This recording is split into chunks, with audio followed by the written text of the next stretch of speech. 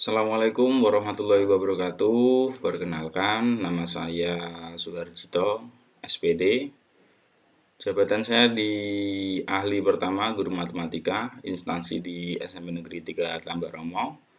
Kelompok 2, peserta latsar dari BPSDMG Minerba Bandung yang bekerjasama dengan pemerintah Kabupaten Pati. Pada kesempatan kali ini, saya akan memaparkan tentang rancangan aktualisasi dengan judul optimalisasi penggunaan media berbasis GeoGebra pada pembelajaran matematika untuk meningkatkan motivasi belajar siswa di SMP Negeri 3 Tambaromo. Rancangan aktualisasi ini disusun oleh saya sendiri, Suharjito SPD, dengan mentor kepala sekolah saya, Dr. Anda Nur Muntagliroh, MPD, dan juga coach dari BPSDM Geo Minerba, Bapak Zainul M. Pulungan, STMIE. Yang pertama, untuk rancangan aktualisasi, saya mulai dari deskripsi organisasi. Ada visi dan juga misi. Dengan visi dari SMP Negeri 3 Tambaromo adalah melahirkan pribadi yang santun, berbudi pekerti luhur, memiliki kemandirian tinggi, serta berprestasi secara akademik maupun non-akademik. Dengan misi ada 5 untuk mencapai visi. Yang pertama, menumbuhkan minat untuk penghayatan terhadap ajaran agama yang dianut dan budaya bangsa sehingga terbangun siswa yang kompeten dan berakhlak mulia. Yang kedua, mendorong lulusan yang berkualitas, berprestasi, berakhlak tinggi, dan bertakwa kepada Tuhan Yang Maha Esa. Yang ketiga, pembiasaan berlaku santun pada setiap siswa dan seluruh warga sekolah. Yang keempat, melaksanakan proses pembelajaran dan bimbingan secara efektif dan efisien sehingga setiap siswa dapat berkembang secara optimal dalam bidang ilmu pengetahuan dan teknologi. Dan misi yang terakhir adalah memotivasi siswa untuk menguasai keterampilan yang sangat dibutuhkan dalam kehidupan sehari-hari. Itu untuk visi dan misi. Selanjutnya terkait dengan tugas dan fungsi guru. Saya sebagai guru matematika di SMP Negeri Tambaromo mempunyai tugas dan fungsi. Di antaranya yang pertama merancang pembelajaran, selanjutnya melaksanakan proses pembelajaran yang bermutu, menilai dan mengevaluasi hasil pembelajaran, membimbing dan melatih peserta didik atau siswa, melakukan penelitian dan pengabdian kepada masyarakat, melaksanakan tugas tambahan yang melekat pada kegiatan pokok yang sesuai, dan yang terakhir meningkatkan dan mengembangkan kualifikasi akademik dan kompetensi secara berkelanjutan. Itu untuk tugas dan fungsi saya sebagai seorang guru. Dan ada nilai-nilai organisasi yang saya angkat dari pemerintah Kabupaten Pati. Yang pertama disiplin, yang kedua ikhlas, yang ketiga komitmen, yang keempat profesional, dan yang kelima adalah integritas. Ini adalah nilai-nilai organisasi yang ada di pemerintah Kabupaten Pati.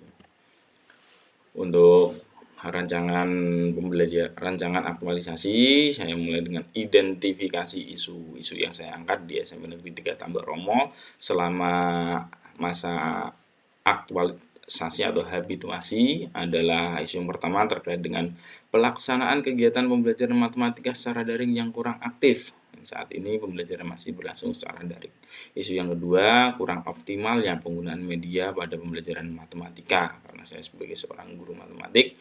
Dan yang ketiga adalah kurangnya kedisiplinan, ketertiban, dan kerapian siswa. Jadi ada 3 isu yang saya angkat dalam rancangan aktualisasi ini. Dalam menentukan core isu atau masalah utama, saya menggunakan analisis USG untuk menentukan core isu atau masalah utama. Dari isu yang pertama, pelaksanaan kegiatan pembelajaran matematika secara daring kurang aktif, dengan analisa USG memiliki total nilai 13, menempati prioritas ketiga untuk diselesaikan. Yang kedua, kurang optimalnya penggunaan media pada pembelajaran matematika, ini menempati prioritas pertama dengan total nilai 15 untuk analisa USG-nya. Yang ketiga, kurangnya kedisiplinan, ketertiban, dan kerapian siswa dengan total nilai 14 menempati prioritas kedua. Jadi, isu atau core isu yang akan saya selesaikan adalah kurang optimalnya penggunaan media pada pembelajaran matematika. Dalam menentukan akar masalah terkait dengan kurang optimalnya penggunaan media dan pada pembelajaran matematika, saya menggunakan fishbone diagram. Dengan fishbone diagram, saya analisis mengenai manpower, material, metode, environment, mesin, dan juga motivasi. Mulai dari manpower, akar masalahnya adalah guru dan siswa kurang memahami dalam menggunakan media dalam pembelajaran. Selanjutnya, kurangnya pengetahuan dan keterampilan guru dalam teknik mengajar. Yang ketiga, interaksi antara guru dan siswa kurang aktif selama pembelajaran karena berlangsung secara daring. Dari material, pembelajaran hanya menggunakan media buku dan LKS. Belum adanya media pembelajaran yang menarik, kreatif, dan inovatif. RPP yang digunakan selama PJJ masih menggunakan RPP tatap muka. Metode yang saya gunakan, metode untuk menentukan akar masalahnya adalah pembelajaran yang monoton dan bersifat satu arah dari guru ke siswa. Dan yang kedua, kurangnya metode pembelajaran yang aktif dan kreatif, masih bersifat konvensional. Dan yang ketiga, guru hanya memberikan tugas tanpa didasarkan materi selama PJJ. Untuk environment, orang tua dan guru kurang berkoordinasi dalam pembimbingan belajar di luar jam pelajaran. Guru dan orang tua kurang berkoordinasi terkait kondisi fisik dan psikologis peserta didik selama PJJ. Untuk mesinnya, akar masalahnya adalah pemanfaatan lab komputer yang kurang optimal, keterbatasan sarana dan prasarana yang ada untuk pembelajaran, dan guru belum menggunakan aplikasi pembelajaran matematik dalam mengajar, khususnya untuk pelajaran matematika. Untuk motivasi sendiri, siswa masih rendah dalam motivasi dalam belajar selama pembelajaran PJJ. Mental blok siswa terkait dengan belajar matematika bahwa matematika itu susah. Dan yang terakhir, guru belum termotivasi untuk mengembangkan metode dan media pembelajaran yang kreatif dan menarik agar siswa termotivasi untuk belajar. Itu adalah akar masalah yang saya analisa menggunakan fishbone diagram. Gagasan solusi yang saya tawarkan, saya analisis menggunakan gap analysis. Kondisi saat ini, guru dan siswa belum memanfaatkan media pembelajaran yang monoton dan tidak menarik. Dan yang terakhir, belum tersedianya media pembelajaran berbasis GeoGebra untuk pembelajaran matematik. Akibatnya adalah belum adanya optimalisasi media pembelajaran. Jadi belum optimal penggunaan media pembelajaran untuk pembelajaran. Yang kedua, motivasi belajar siswa masih rendah. Kondisi yang diharapkan adalah guru dan siswa memanfaatkan media pembelajaran agar pembelajaran lebih menarik dan tidak monoton. Dan tersedia media pembelajaran GeoGebra untuk pembelajaran matematika. Manfaat yang diperoleh adalah materi dan teknis pembelajaran yang didapat siswa lebih menarik karena menggunakan berbasis IT. Tentunya menggunakan aplikasi berbasis GeoGebra. Dan yang kedua, meningkatkan motivasi belajar siswa. Dan yang ketiga, manfaat yang dirasakan adalah prestasi siswa akan meningkat. Solusi yang saya tawarkan adalah mengoptimalisasi media pembelajaran berbasis GeoGebra untuk meningkatkan motivasi belajar siswa pada mata pelajaran matematika. Untuk kelas yang saya analisa adalah kelas 8 di SMP Negeri 3 Tambak Romo. Itu untuk gagasan solusi dengan gap analisis. Dalam rancangan aktualisasi, saya membuat rencana kegiatan, di mana di rencana kegiatan untuk rancangan aktualisasi saya ada 6 kegiatan. Yang pertama, merancang pembelajaran berbasis GeoGebra. Yang kedua, pengembangan silabus dan RPP. Yang ketiga, penyusunan tes evaluasi pembelajaran. Yang keempat, membuat media pembelajaran dengan bantuan software GeoGebra untuk pembelajaran matematika. Yang kelima, pelaksanaan pembelajaran materi persamaan garis lurus di pelajaran matematika. Yang keenam adalah pelaksanaan evaluasi pembelajaran tentang pembelajaran yang sudah dilakukan dengan GeoGebra. Pada kegiatan pertama, nanti yang saya lakukan adalah mengumpulkan referensi dan konsultasi untuk merancang media pembelajaran berbasis GeoGebra. Tahapan kegiatannya yang saya lakukan adalah guru merancang konsep pembelajaran yang menarik berbasis dengan GeoGebra. Yang kedua, mendiskusikan hasil rancangan pembelajaran berbasis GeoGebra dengan teman sejawat. Dan yang ketiga, mengkonsultasikan hasil rancangan pembelajaran GeoGebra dengan kepala sekolah. Yang terakhir adalah merevisi hasil rancangan pembelajaran berbasis GeoGebra setelah mendapatkan masukan, saran, dan juga pembaruan dari teman sejawat maupun kepala sekolah. Kegiatan yang kedua adalah pengembangan silabus dan RPP.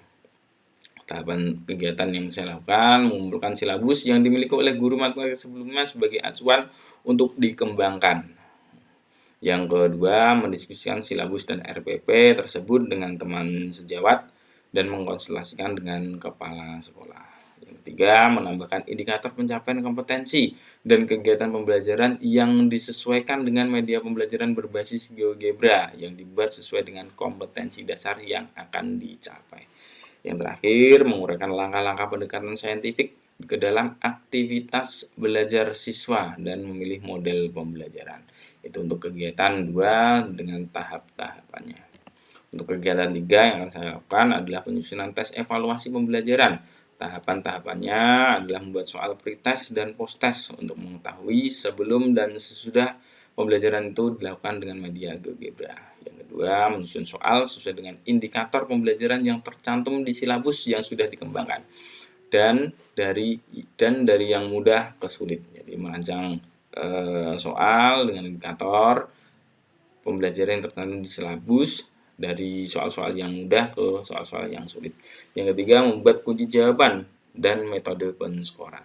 Yang terakhir, setelah melakukan koordinasi, setelah melakukan diskusi dengan teman sejawat, koordinasi dengan kepala sekolah, melakukan editing soal setelah mendapatkan masukan-masukan untuk menemukan soal tes yang sesuai.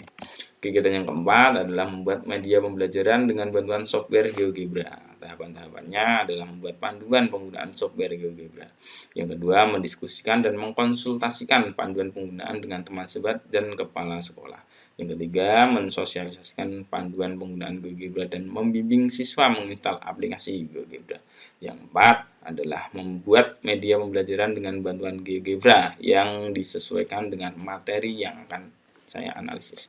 Dan yang terakhir, mengevaluasi penggunaan media pembelajaran berbasis GeoGebra. Ini dilakukan ketika pembelajaran sudah selesai. Pada kegiatan 5 adalah pelaksanaan pembelajaran materi persamaan garis lurus. Ini adalah materi kelas 8 di semester 1. Tahapan-tahapan yang saya lakukan adalah memperkenalkan media pembelajaran berbasis GeoGebra kepada siswa. Yang kedua, menjelaskan kepada siswa penggunaan step tools atau alat yang ada di aplikasi GeoGebra. Yang ketiga, memberikan contoh dengan menggunakan aplikasi GeoGebra untuk menyelesaikan persamaan garis lurus atau menggambar persamaan garis lurus. Yang keempat adalah menjelaskan materi persamaan garis lurus menggunakan tools di aplikasi GeoGebra. Yang kelima adalah memberikan latihan soal agar dikerjakan menggunakan aplikasi GeoGebra. Jadi tidak hanya teori tapi bisa langsung dipraktekkan agar siswa menjadi lebih tertarik untuk belajar. Kegiatan yang keenam adalah pelaksanaan evaluasi. Tahap-tahapan kegiatannya adalah membuat soal pada materi persamaan garis lurus. Yang kedua, memberikan petunjuk pengerjaan tes menggunakan aplikasi GeoGebra pada materi persamaan garis lurus. Yang ketiga, memeriksa setiap tes yang siswa kumpulkan dan menganalisa permasalahan siswa yang belum mencapai KKM setelah tes dilakukan. Dan yang terakhir adalah memberikan bimbingan lebih lanjut kepada siswa yang belum mencapai KKM. Itu untuk kegiatan yang terakhir untuk rancangan aktualisasi saya. Dampak dari pemecahan isu, jika isu itu dapat dipecahkan adalah yang pertama, siswa lebih termotivasi untuk belajar, siswa lebih mudah memahami konsep materi yang diberikan, pembelajaran menjadi lebih menarik dan tidak membosankan sehingga hasil belajar siswa akan meningkat. Keterampilan bagi guru dan teknik mengajar yang sesuai dengan kebutuhan zaman saat ini dengan media pembelajaran yang lebih berkembang serta dampaknya adalah prestasi sekolah akan meningkat. Itu untuk dampak dari pemecahan isu yang saya angkat. Untuk jadwal kegiatan dari rancangan aktualisasi saya dengan 6 kegiatan. Di kegiatan pertama Perencanaan konsep pembelajaran akan saya lakukan di minggu ketiga di bulan Agustus untuk pengembangan silabus dan RPP. Saya lakukan selama 2 minggu, di minggu keempat dan kelima di bulan Agustus untuk penyusunan tes evaluasi pembelajaran. Di minggu pertama di bulan September dan pembuatan media pembelajaran dengan bantuan software GeoGebra saya lakukan 2 minggu, di minggu kedua dan minggu ketiga di bulan September. Untuk pelaksanaan pembelajaran materi persamaan garis lurus kelas 8 di semester 1 saya lakukan di minggu ketiga, keempat, dan kelima di bulan September. Sementara untuk pelaksanaan evaluasi saya lakukan di minggu pertama di bulan Oktober. Itu untuk jadwal kegiatan rancangan aktualisasi yang saya buat. Dalam melaksanakan rancangan aktualisasi atau melaksanakan aktualisasi maka akan ada kendala. Jadi saya identifikasi kendala-kendala yang mungkin akan terjadi dan saya akan antisipasinya. Kendala yang mungkin terjadi ada 3. Yang pertama, waktu untuk melaksanakan kegiatan aktualisasi sangat singkat karena hanya 30-36 hari. Antisipasi yang saya lakukan adalah menggunakan waktu seefektif mungkin untuk menyelesaikan rancangan aktualisasi yang telah saya buat. Yang kedua, pada saat melaksanakan kegiatan aktualisasi yang sudah direncanakan, ada tugas mendadak dari kepala sekolah. Antisipasi saya adalah mengganti jadwal kegiatan atau tugas dari kepala sekolah pada hari yang tidak ada jadwal rancangan aktualisasi yang telah saya rencanakan.